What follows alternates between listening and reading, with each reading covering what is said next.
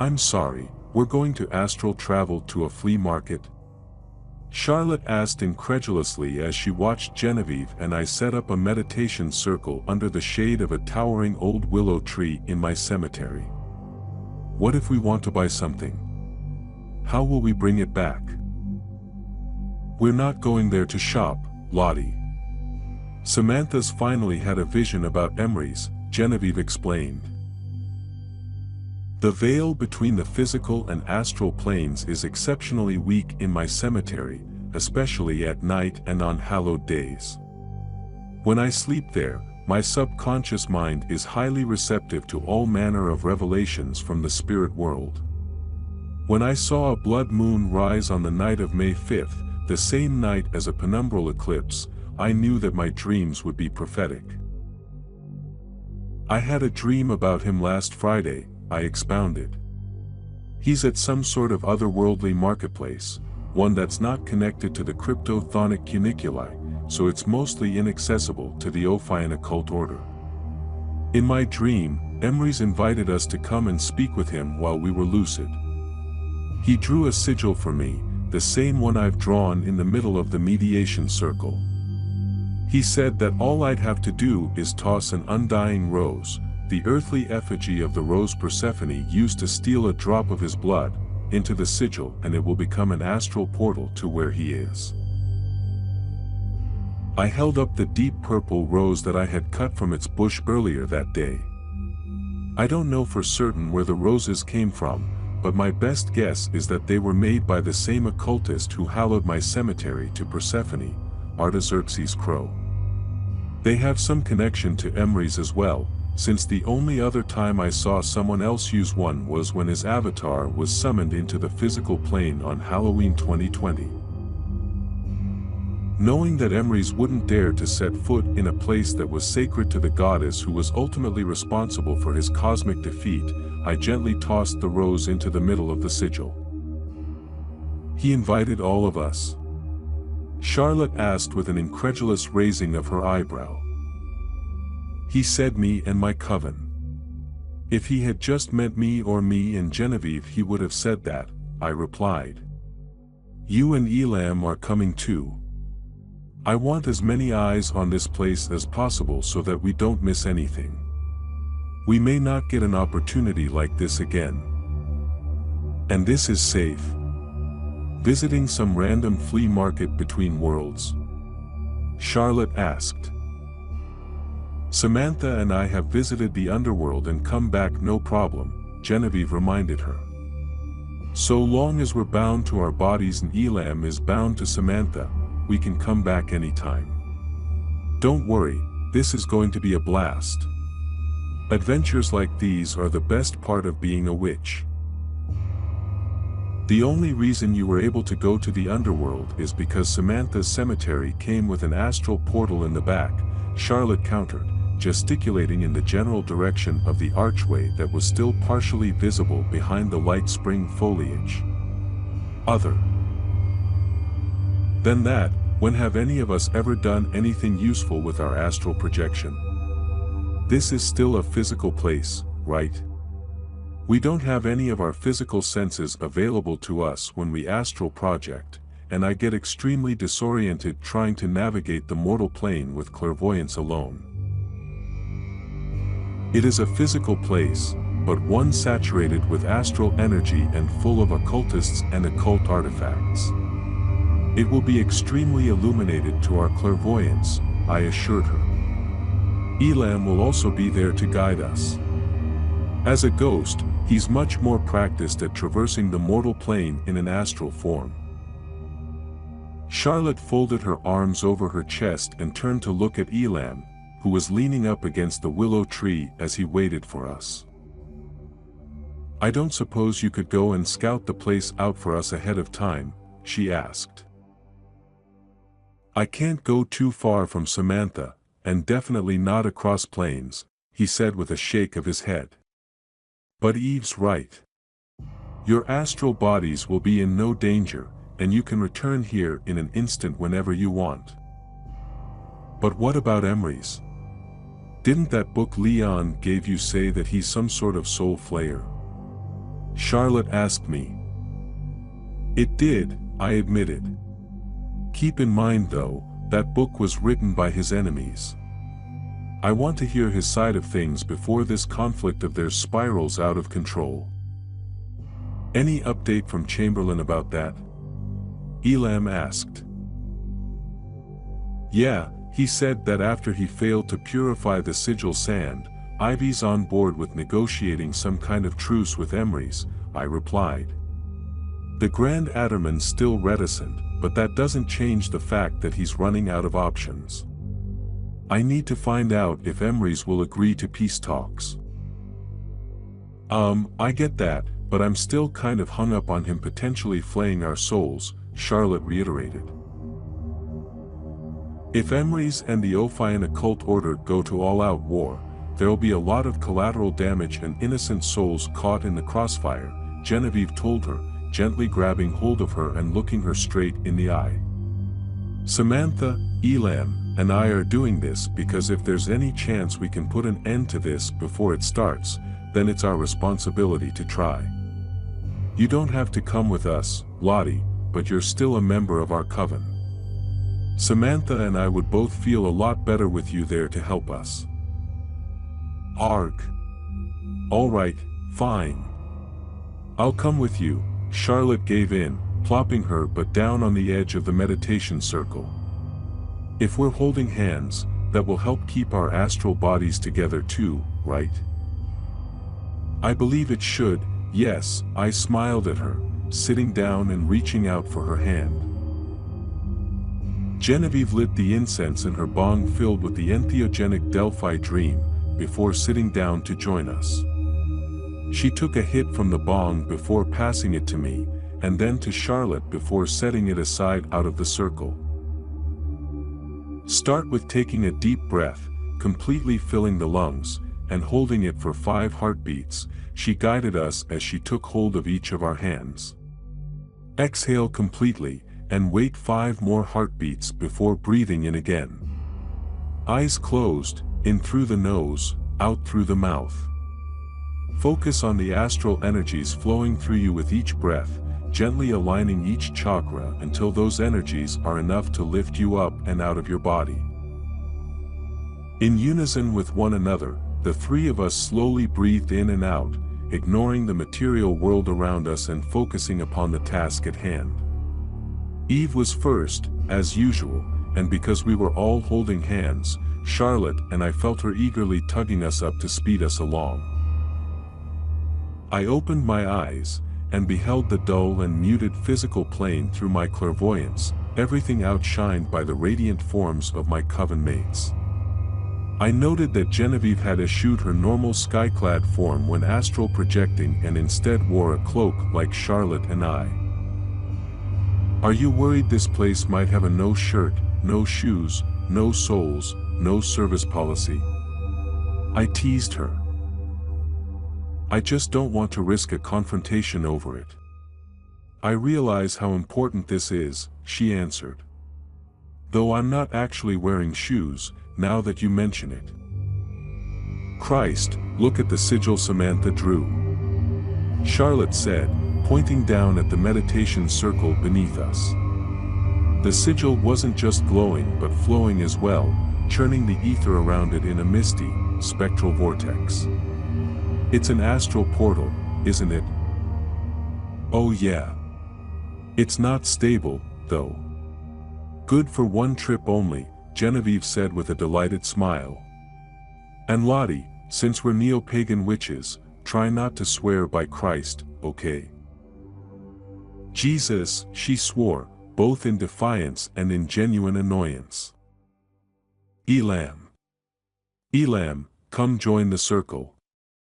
I don't want to take any chances of severing our bond, I instructed, letting go of Charlotte's hand and waving him in between us. Faithful familiar that he was, he obeyed without hesitation. Despite my concerns, I think that he probably could have stayed behind if he had wanted. The fact that he was willing to follow me to an unknown otherworld without complaint really made me appreciate how devoted he was to me. We step in together on the count of 3, got it? I instructed, each of them nodding clearly in response. 1, 2, 3. We all extended our right feet into the vortex together, and the instant we did we were swept away, falling out of our own world and tumbling between the cracks of countless others. They weren't real, I don't think. At least, not as real as our world. They were potential realities, or realities that could have been once but now can never be, or fantasies that are so persistent in the minds of real people that in some sense or another, they become real themselves. I only saw glimmers of them, glimmers in nebulas made of primeval chaos and uttermost void. It was outside of time, that place we traveled through, or at least we had no sense of it there. Our souls were haphazardly spat out upon a surreal landscape of earth, sea, and fire. Hilly plains of volcanic ash, incandescent calderas of lava and bubbling hot springs all intermeshed in a chaotic mosaic that didn't seem to abide by any laws of geology or geography that I was familiar with. A strong but slow wind pushed fractal formations of dark silver clouds through a pale silver sky, illuminated by a single white orb which could have been either a bright moon or a faint sun. While our spectral feet left no trace upon the ash we now stood upon, our presence nonetheless elicited a response from some of the local fauna. We were just able to catch a glimpse of some kind of shimmering scarabs burrowing themselves into the ash to escape the 4 otherworldly ghosts that had invaded their territory.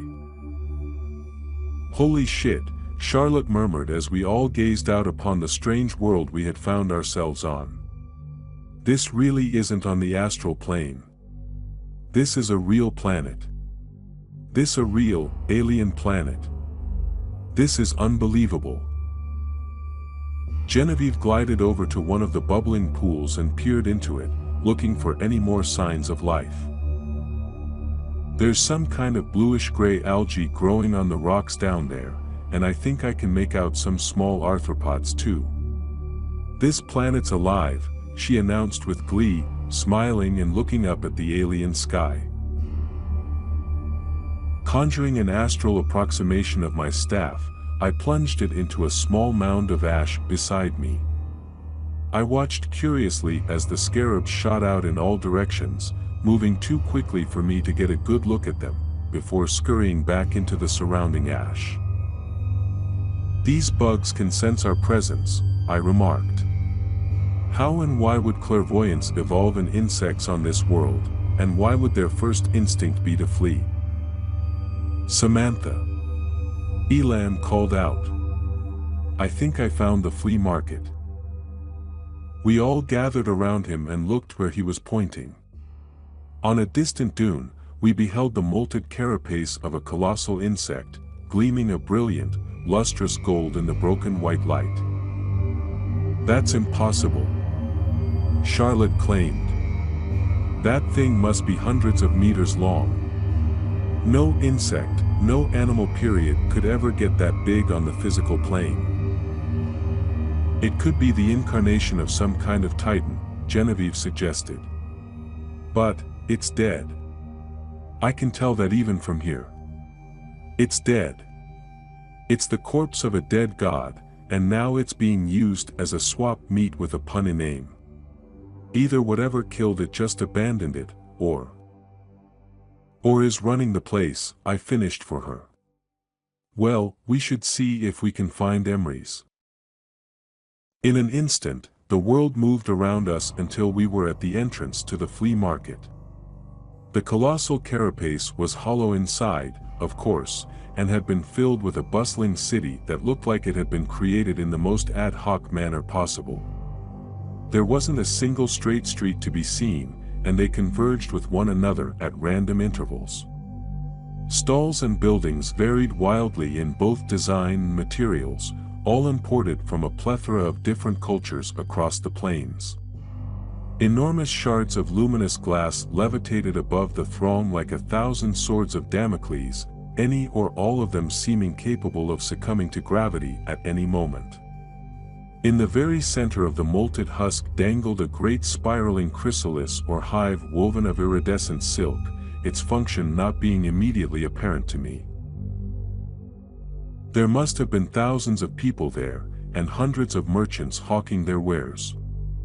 Most of those who looked human still seemed a little off, like they were members of ethnicities that didn't exist in our world.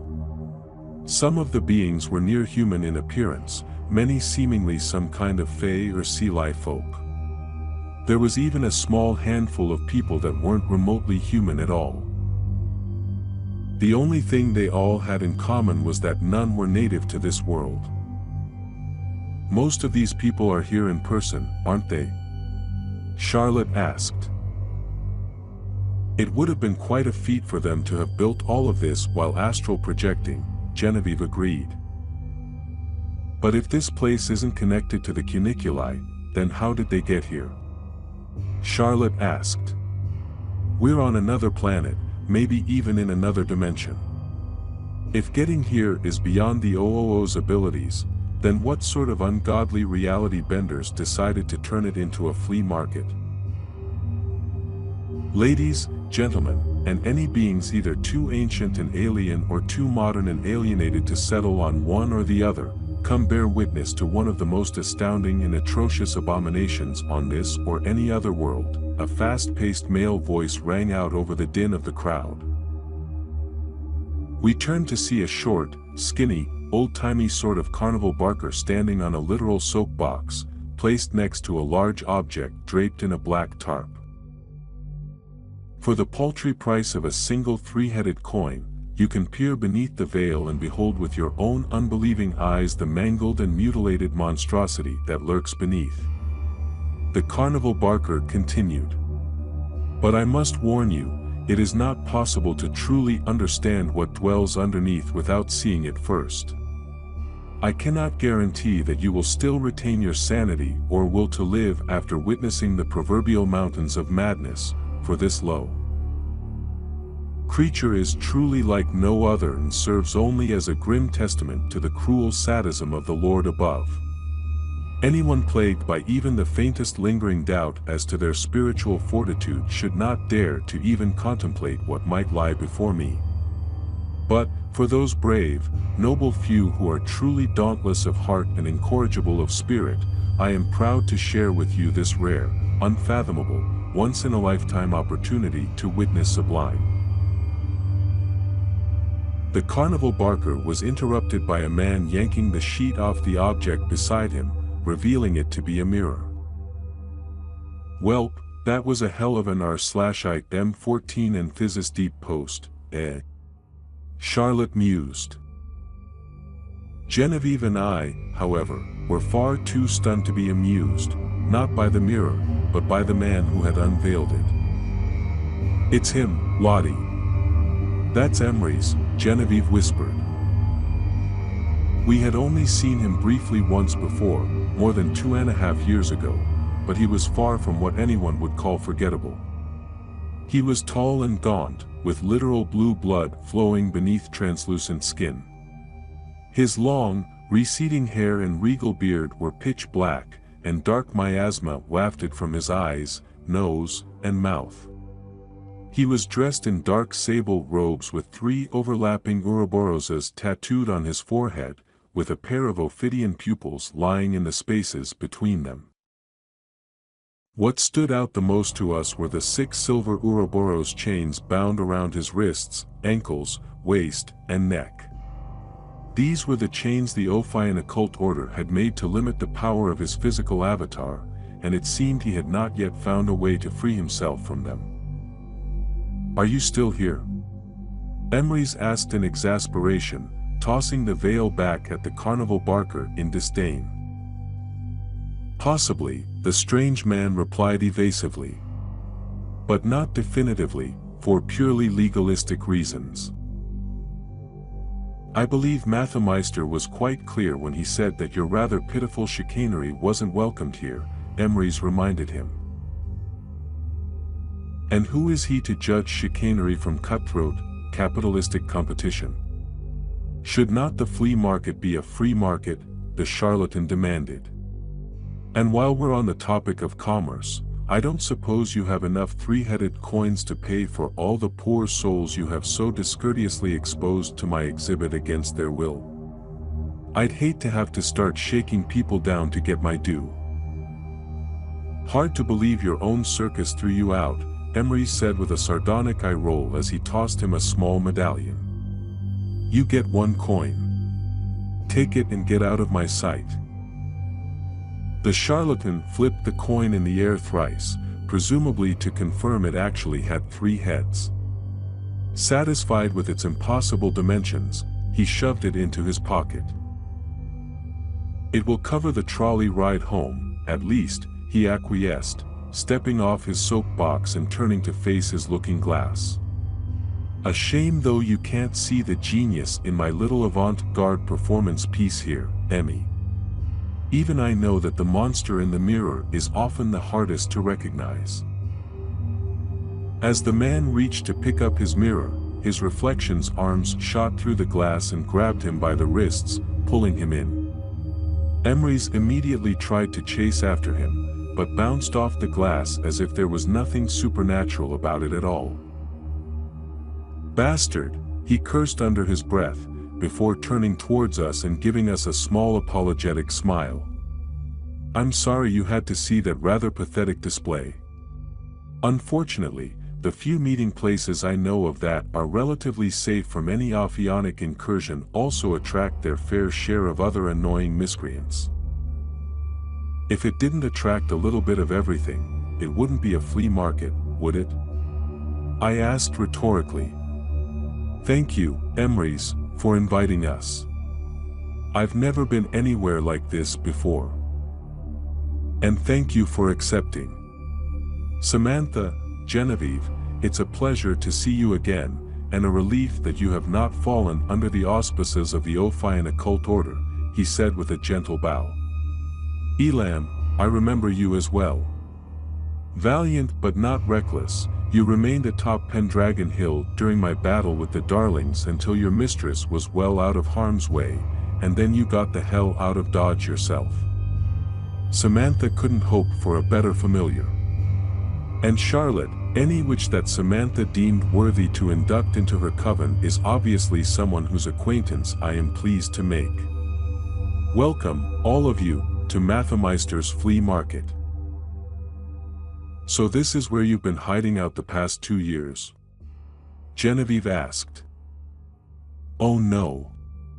Far too cosmopolitan for my tastes, Emery's replied. No, this is just a friendly place to meet those I consider friends, or potential friends, at least.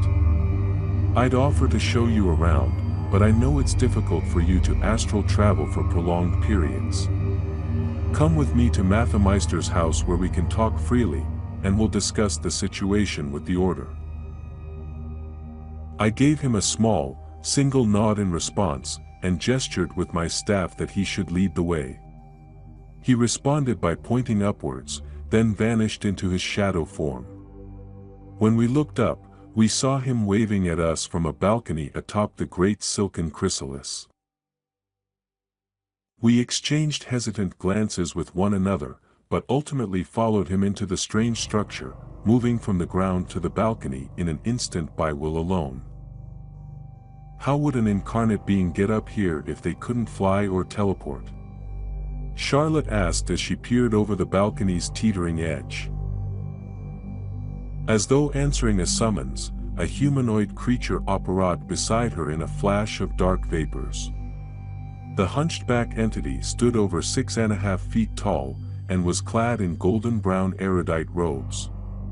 Its squid-like skin was of a similar color, and its entire face was a single gaping orifice that held a wispy, glowing orb in the center of its skull which I immediately recognized as its soul.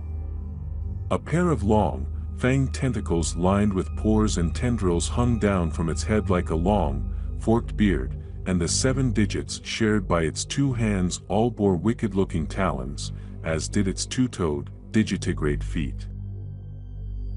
Not fly or teleport. What sort of pedestrian house guests do you think I entertain here? The being asked wryly, its voice seeming to come from nowhere in particular. Charlotte instinctively backed away from the creature and into the protective fold of our coven, but Emrys was quick to hold up his hand to plead for calm. "Please, there's no need for alarm. This is our host, Mathemeister. He's the only reason any of this is here in the first place," Emrys informed us. "A year or two ago a companion of his unfortunately became one of the Darling twins' victims, and when he heard of my vendetta with them, he tracked me down, which is no small feat, I assure you. It is for us. My people are a race of planeswalkers. Traversing the many worlds of creation is second nature to us," Mathemeister explained. I've heard of your people, I think," I said, softly and unsurely. "A friend of mine had an encounter with an artifact that gave her a vision of a race of strange and powerful sorcerers slaying their own god. I take it you're the ones who slayed this Scarab Titan as well." That's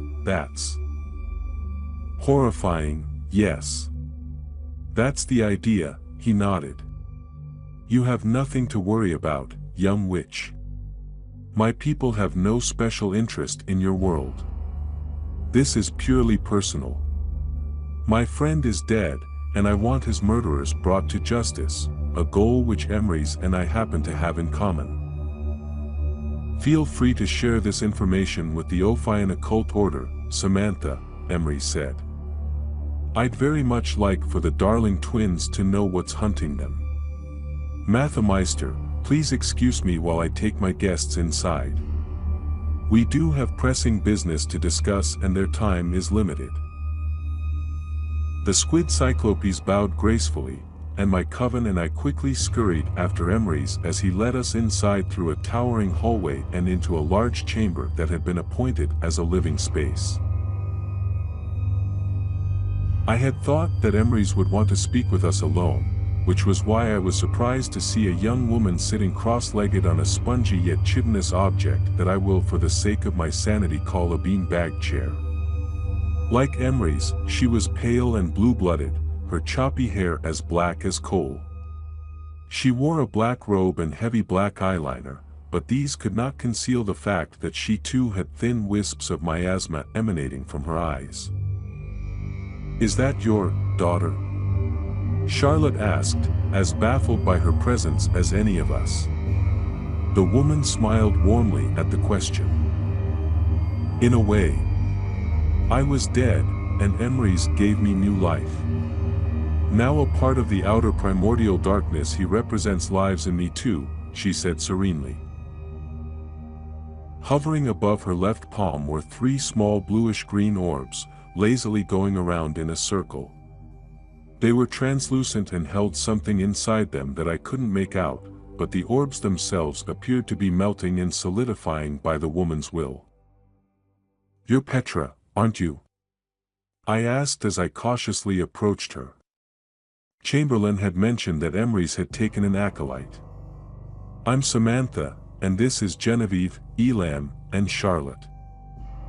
"I know. The whole reason we're here is to speak with you," she nodded. "The Ophion Occult Order calls me a soul flayer, and I'm sure you were all wondering exactly what that meant before you came here," Emrys said, standing proudly behind his acolyte.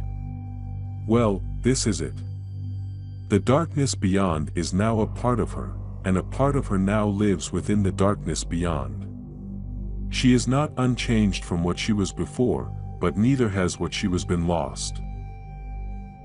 My interpretation of the term soul flaying was the complete removal of a person's consciousness from their astral and physical bodies to be subsumed by your darkness, I countered.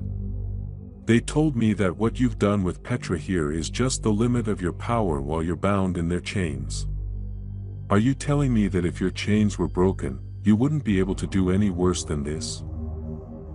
On my physical avatar? No.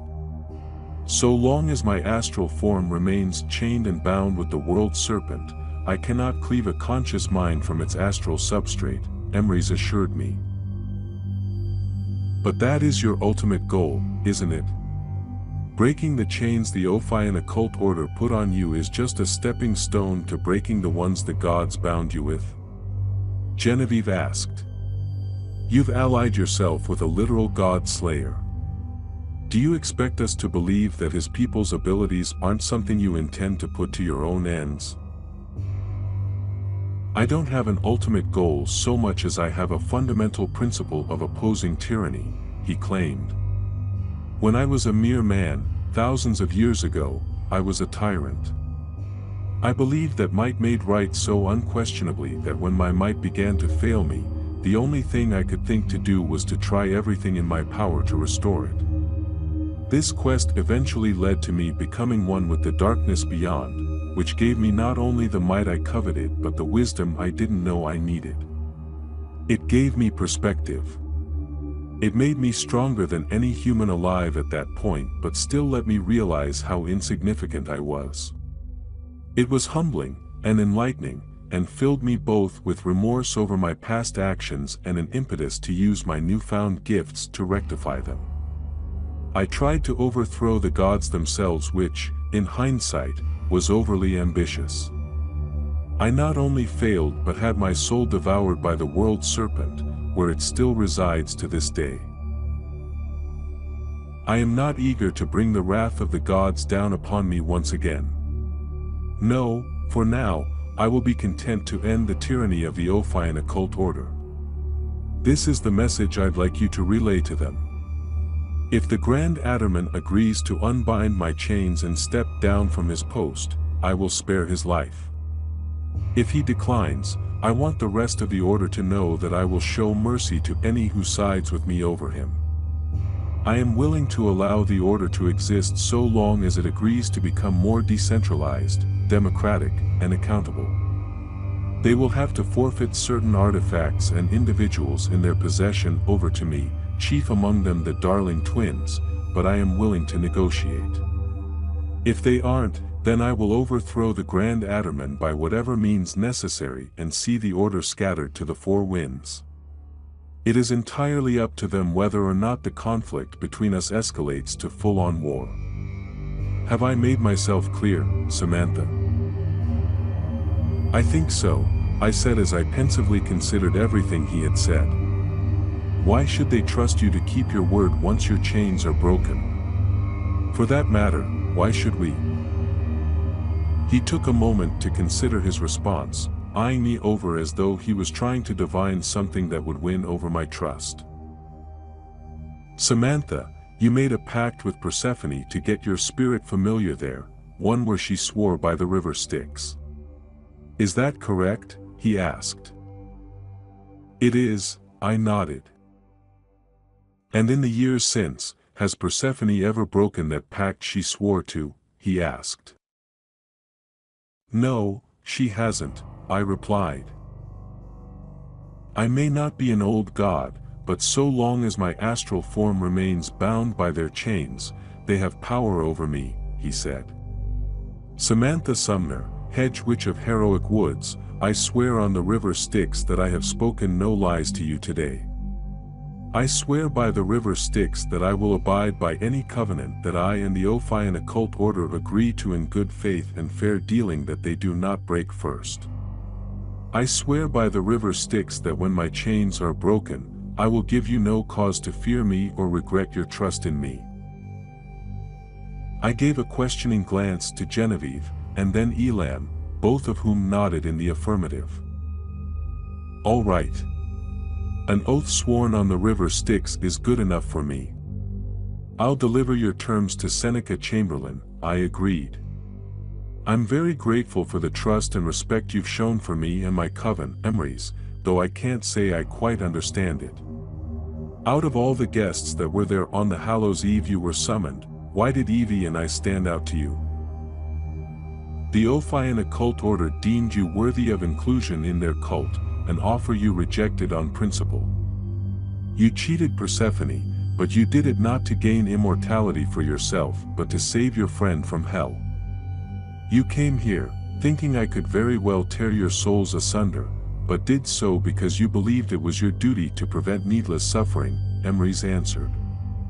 You are extraordinary in your craft, courage, and conscience, the latter of which especially stood out among the degenerates at that party. I do apologize if I frightened you at that event. I was a bit irritable, given the circumstances. I'm glad we were able to meet again under more pleasant conditions. So am I, Emrys, I nodded. I'm not sure exactly what this means or how relevant it is, but Seneca wanted me to tell you that he's able to offer you the dream demon Red Ruck as a sacrifice. Tell him it's hardly a sacrifice if I'm getting rid of a boogeyman for him, he scoffed. In fact, now that you mention it, Ruck's one egregore that might be of more use to me alive. I wanted to ask him what he meant by that, but we were suddenly interrupted by the rapid pounding of a gong somewhere down below. It seemed to be an alarm of some kind, as we could hear the panicked shouting and frantic racing of people either battening down or forsaking the flea market altogether. Mathemeister apparat into the middle of the room, his facial tentacles reflexively raised in a defensive position. "Were you outside the market?" he demanded of us. "The portal we came through deposited us a few miles outside of the market, yes," I admitted. "Damn," Emrys cursed softly, though he sounded more frustrated than angry. "Meister, it's not their fault. I knew they weren't experienced planeswalkers, I could have." "It doesn't matter," Mathemeister interjected. "They need to leave, now." "Why, what's going on?" Genevieve demanded. "The Scarabs are swarming," Petra explained. "Don't feel bad, it happens often enough that they're prepared for it."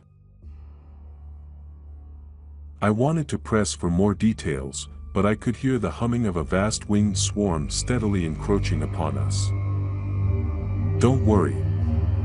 Once you leave, the swarm will disperse, eventually," Emrys told us. "We've said all that need be said for now. Return home, and I'll reach out to you again shortly, Samantha." Again, I wanted to object, but the swarm outside was growing louder and louder, and it occurred to me that we might not be completely safe from a biblical swarm of insects that could not only sense but evidently sought out souls. This occurred to Charlotte as well, as she was the first of us to vanish and awaken back in her body. We could all feel the weight of her re-embodied soul tugging on us to return with her. Genevieve immediately grabbed hold of my right hand and Elam my left, both of them refusing to leave before I did. I spared one final glance at Emrys, lamenting that we couldn't have had more time. "I'll relay everything you said to the Order. I'll make sure they know you're willing to negotiate a truce," I vowed. He gave me a gracious nod, and just as we heard the swarm start to pelt the exterior of the market, I forced my physical eyes open and was back in my body, still safely under a willow tree in my cemetery. I immediately looked beside me to Genevieve, and saw that she was awake as well, and then around me for Elam, who seemed to be suffering a bit of spectral whiplash from being pulled back with me so suddenly, but was otherwise all right. Sighing with relief, I turned lastly to Charlotte, and saw that she was looking down at the mediation circle in dreaded horror. Following her gaze, I saw that the undying rose was gone, spent, perhaps, in exchange for our passage, and in its place was the inert, and hopefully dead, body of one of the shimmering scarabs.